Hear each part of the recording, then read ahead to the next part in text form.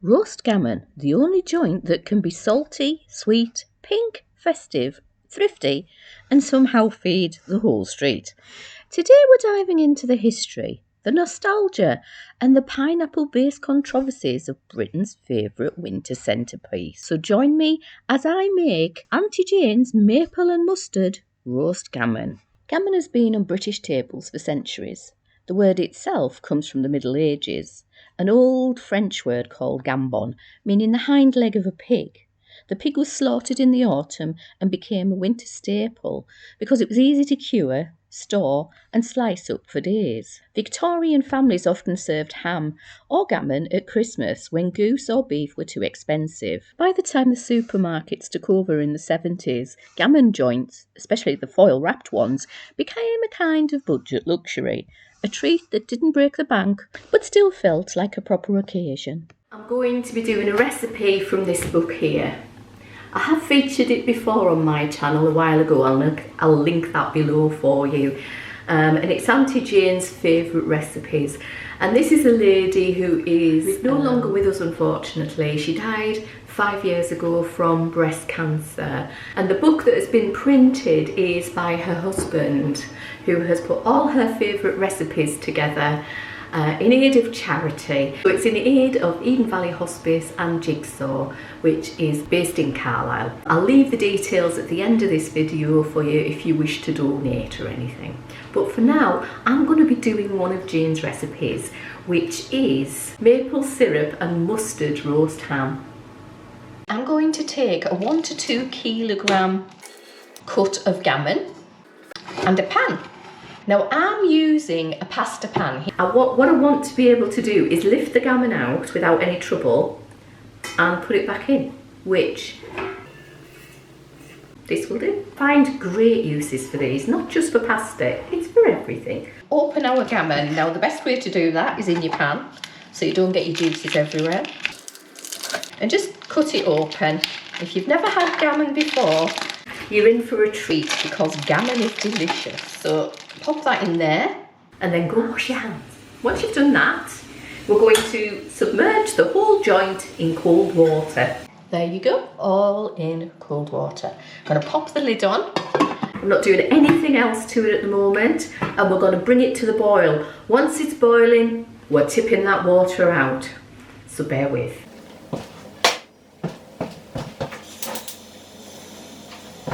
Just go and do some washing. I'll be back with you when that's boiling. While I'm peeling and chopping a few carrots and onions for the gammon, it's important to note that everyone's family has their own method of cooking a gammon joint.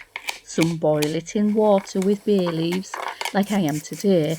Others go full 90s and use cola, cider or ginger beer. Then comes the glaze. Honey, mustard, brown sugar, marmalade, treacle, or if your mum's feeling fancy, a handful of cloves studded into the fat like edible jewellery. Then of course the scoring of the meat, that diamond pattern that makes every gammon look like it's wearing a little tartan blanket. Stay tuned to see what I do. Once your gammon has come to the boil, change the water. Yes, it doesn't look as if it's been changed, but I promise you it has. And add cold water. And what we're going to do now is add a load of vegetables. First of all, we've got an onion. 2 onions going in. We're going to put carrots in. 2 carrots, just roughly chopped. It doesn't have to be perfect. Now, if you've got it, 2 sticks of celery. If you haven't, whatever you want in celery salt. I'm going to put roughly 2 teaspoons of that in. 3 bay leaves. And last but not least, 1 leek chopped. Now, all my leeks have been chopped and frozen, so I'm going to put roughly a leek in there. Just roughly, it doesn't have to be amazing. Pop that on the heat. Pop the lid on it. Excuse the other one I'm preparing my parsnips for tomorrow. Bring it to the boil. And then put it back down to a low heat and let it simmer for about an hour and a half at 1.5 hours. It should be round about 70 degrees, but we will check. Keep an eye on your water when you're doing this. You do not want it to boil dry, okay? So every sort of 15 minutes, come and check it. All right. So my timer's gone off and I'm gonna have a look at my meat to see if it's ready. So give me a second. And we need to know whether it is 70 degrees. So let's have a look. And we are looking at 73 grand. So that's okay. Gonna knock that off. I'm going to lift my gammon out of here and pop it into here because we're going to glaze it now. So I'm going to get a fork or two and pop this and pop it onto there. Now don't get rid of your water, that is excellent stock and we'll need a little bit of it to go into here in a moment. Set your oven to gas mark 5.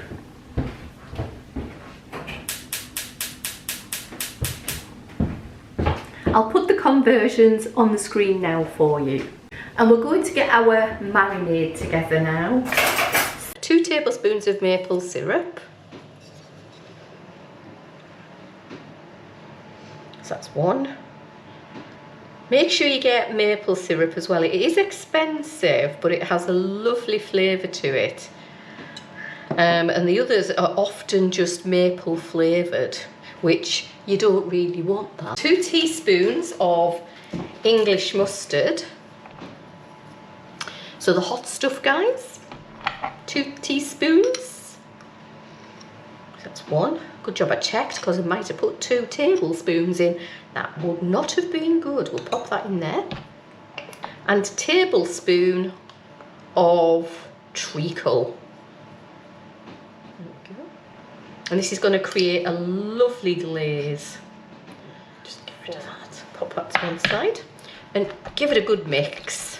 We'll take a second to do it because the treacle can, well, my treacle's been in a cold place, so it might take you less time than me. To prepare the gammon, we're going to take off this bit here.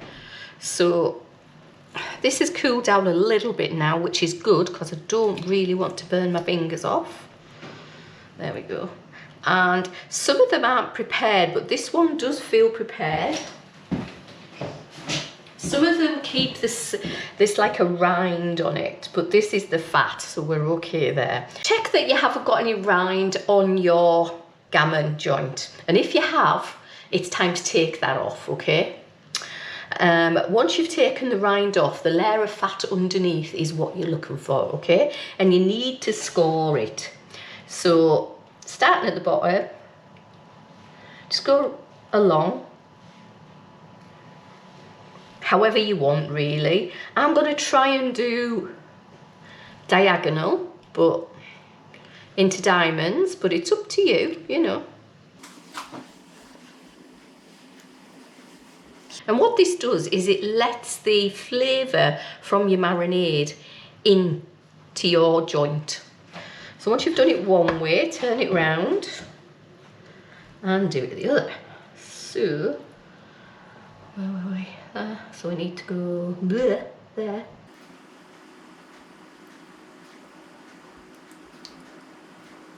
Just as best you can. Don't worry too much. Mind if you're my husband, he likes this bit. Oh, stay on there.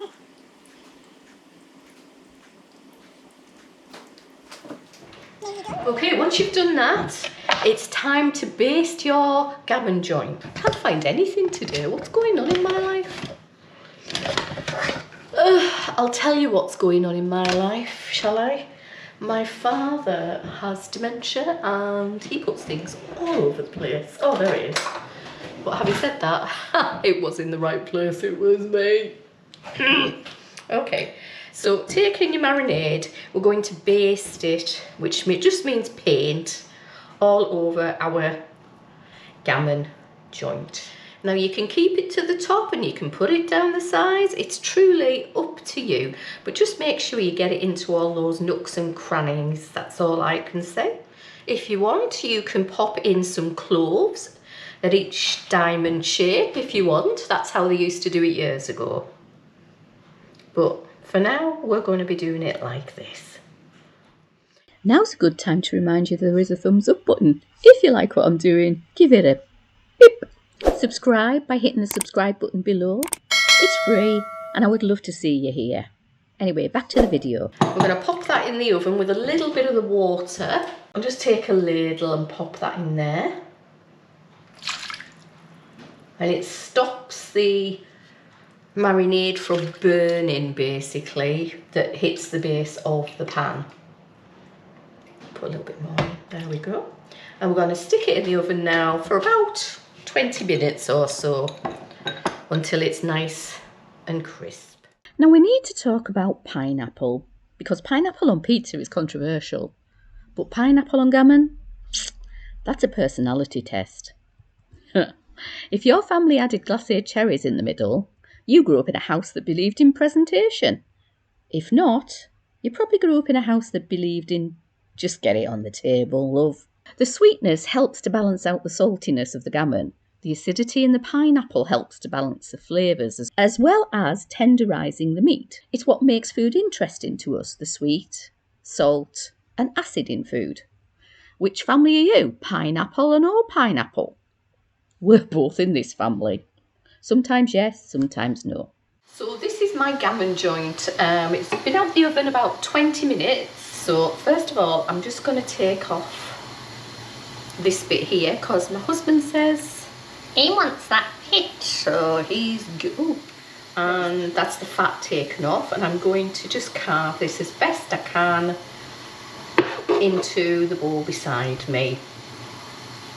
And as you can see, it looks absolutely amazing. Look at that. The hardest part of carving, I have to say, is making sure it actually is a decent thickness. I am no carver, as you can tell, but I will be popping all of that into here. Gammon isn't just a meal, it's the smell, it's the leftovers, which I am currently enjoying, I have to say. It's that smell that fills the house on Boxing Day. The stuff that becomes sandwiches and salads and little picky things that you eat until it's gone. It's school dinners, it's pubs, it's carveries. It's Sunday roast. It's thrift and abundance at the same time. And like all good foods we talk about on this channel, it's not just eaten, it's remembered. And in this case, we're going to remember Auntie Jane. Her book has now raised over £6,000 for the Eden Valley Hospice and Jigsaw Appeal. Outstanding. What more can you ask for? So if you want to donate or you want the book, then follow the directions in the description box below. For this week though, I would like to say that this gammon is amazing. You've got to try it. It's really, really tasty. I had it hot on the first day, cold now, and just look at that. What's not to like? It's tasty, I've got to say. Sweet, savoury, salty. For this week, I'd like to thank you for watching and say, Liz out.